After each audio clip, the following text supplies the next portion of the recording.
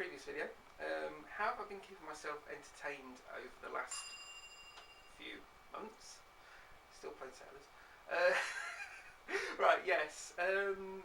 Effectively, I've been trying to go.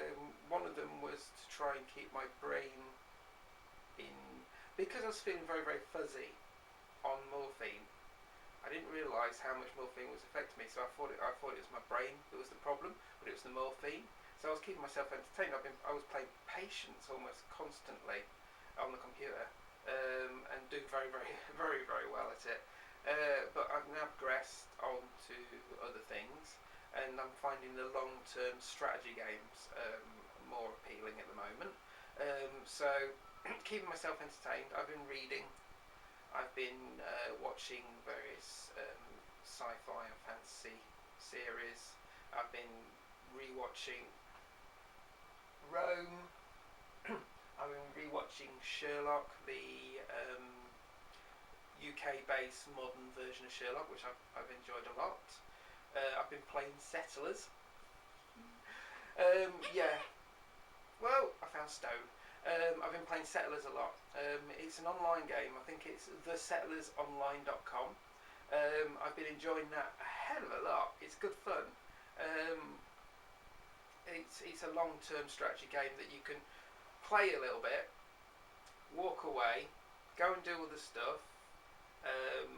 For things like at the moment I'm looking for work, and then come back, play a little bit more, then walk away, do something that needs doing to the bike. So I've been doing that, and yeah, it's a good game. I've been really enjoying it. But then again, I remember it when it was the first Settlers that came out, which was 15, 16 years ago, maybe 17 years ago, long time.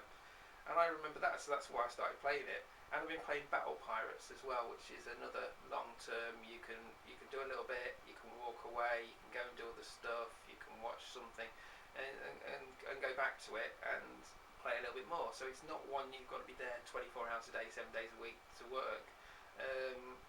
So anyway, I've been doing that. I've been watching quite a few series on now. I'll touch on them. Elementary, the US version of Sherlock Holmes in a modern setting. Really enjoying that. I really do like Sherlock. I think he's brilliant. I really, really like him. It works for me. Yeah, watch it. I've been watching Revolution. Revolution I really, really like. It started off as I like it, but it's flawed. And it's flawed on a scientific level, and as a sci-fi, it can't really get away with it. And as I progressed, I still like it, but it's still flawed. And I've been saying I can't see it, and I knew from checking the background, they'd actually had scientists come along and consult and say basically, yeah, that'll work. And you don't know what it is. And then you find out.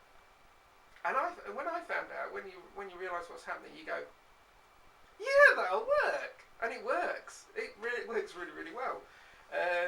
Spoiler alert. Now, and I'll do this. Spoiler alert. Now. So whiz on about 10 seconds. They could have had one person become a wizard. A wizard. Anyway, that's a spoiler. They really missed a trick there. And I think that would have been absolutely awesome. But anyway, yeah, it's still a good series. I've been watching Arrow. Arrow's quite good. I've been. It's a good series. It's on Sky at the moment. It's a good series. I've been enjoying it. It's got a kind of Lost meets superhero feel. So you've got Lost, and then you've got this superhero. Well, not superhero, but vigilante Batman style hero, and so it's kind of a cross between Lost and Batman, and it's actually rather cool. And then again, Archer. When I saw him in a hood, when I saw the hood and the green makeup, or the makeup around the eyes, I went, they're copying me. But yeah, Arrow's another one I've been watching. Revolution. I will. Let's see what else is there. Misfits. I've been watching. I've been watching that from the start. Anyway, that's a good series. Don't watch it with your kids though. It's not fit for kids. It's definitely not fit for kids. It's actually last night's episode was actually very very good. Well, not was it last night? No, I watched it on 4OD, so I watched it. It was fun. So we got Misfits, Revolution, Elementary. I've been trying to see what was it? Defiance. Defiance is all right. It's not great, but it's all right. It's worth just taking time out to watch. Defiance, Enterprise. I've been watching Stargate Atlantis. I've actually been seeing episodes of both of them that I haven't seen before, which was nice. I don't know how I missed them, but it's nice to get through. What else? I've not been playing my Xbox. I've touched it once in the last year. To actually play games on it. In the year. I used to play it almost constantly, and now I just can't be bothered. I think it's because what they've done with the Xbox, they've made things downloadable and you can access online. They've made it a haven for cheats, and there's far too many cheats on the system, and the games aren't particularly good either. So I've not been playing them. It's sort of like lost interest because they've made the Xbox stupid. But anyway, carrying on. So I've been watching various series that I can't remember what they are. I've also been reading. I've been reading quite a lot. I've been watching films that have come out. Got Hobbit in a few days' time. Hobbit. Gotta watch it. Don't reread the book. It is written for children, and you can tell, and it kind of annoys me. But anyway, been reading. But there is one book that I will point out. It's this one. Go there. Yeah, we go. Definitely read it. If you ride a bike, read it. I was recommended this by a fellow biker. I say biker, I'm not a biker, I just ride a bike and enjoy it, but I won't class myself as a biker as such. I was told that one of the stories would resonate. Yes, it did. To the point of going, that's what happened to me. It was silly. It was silly. It was a case of, yep, that's exactly what happened. Almost. From what I've actually seen of my accident, I've actually seen my accident photos, so the photos of the scene. We know what happened. Yeah, we know exactly what happened, and so that's all been going through. It's a case of we saw the damage to the car, and I'd done what I thought I'd done, and what I described as been done is that the car had started doing a U-turn, and I braked hard, laid down the bike, which you are actually told to do if you're not going to get out of a situation. Lay it down the bike and kick off the bike. I kicked off the bike. The bike kind of skimmed the car. Still a lot of damage. The big dent in the side of the car was me. I quite literally went from whatever speed I was doing, plus braking, plus so a little bit of slowing down. I went from about 60 mile an hour into the side of the BMW, and it was basically the big dent in the side of me, and that's where I hit it, and I hit it hard. So we can see why I'm pretty broken. But anyway, the book. The book is rather good. It's got short stories from various writers and motorcyclists over the last 100 years. It's got T. Lawrence, and it's got the T. Lawrence story that I'd heard about but never read of him racing a airplane down very near me. He used to be stationed not 15 miles away from where I live. He used to be stationed up there, and it's on a road I know, but it was when roads weren't in a very good condition. He's an absolute nutter. He describes riding a bike brilliantly. But also, nutter.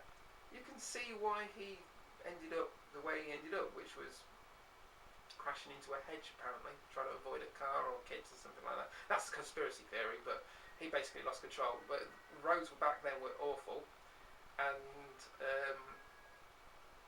he rode his bike like a lot of sports bike riders ride them when they're being stupid. I could just imagine T. Lawrence doing donuts in the car park. But yeah, definitely worth reading. There's also another story. It's amazing. Some of the stories in here. Like there's one where this guy's in the desert. He's riding his bike, and he finally finds a bit of tarmac. So he opens up because he's got a bit of tarmac. There's a bridge ahead. Doesn't realise until last minute that the bridge wasn't finished. You feel sorry for the bloke, but he survived. He actually survived with very little damage to the bike and very little damage to him, big sand dunes. But quite literally, he ran off the end of the bridge. It's funny, but it's also tragic. But he was lucky, and as you knew, he walked away from it and put it down to experience. Silly bugger. But you know, there's stories like that in it. So it's definitely worth reading. It's called Sons of Thunder, and it's an anthology, and it's definitely worth reading. There's also other books. Raising Steam, TP. Stop writing Discworld novels, please, TP. Please stop. We know you're ill. We know that it's affecting what makes your good books so good. Is that book Raising Steam it's probably one of the worst books you've ever written, and it's terrible. His Long Earth series, though, which he's co-writing with somebody, is actually brilliant. I really do like his Long Earth series, so I can't wait. I've read that one as well. Dodger wasn't particularly good. I'm having a look up there. Ooh, Wheel of Time. I finally read the last Wheel of Time book.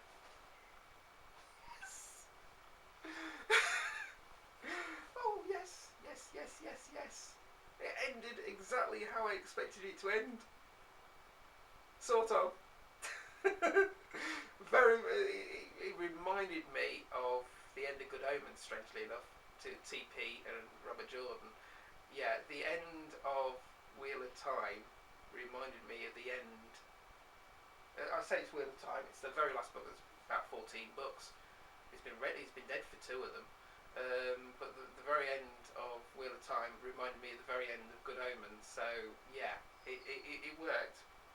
We may have stolen it, but it worked. It worked quite well. Good book. So we finally read that. Anyway, I've been prattling on too long about what I've been doing. There's loads of other stuff that I've been doing. While I'm at it. Oh, it's not here. I've repaired my cut-off. My cut-off was cut up right through the middle when they cut the jacket off me, and I've repaired it, and it looks actually quite good. So yes, I'll have to show you that at some point. Anyway, goodbye YouTube.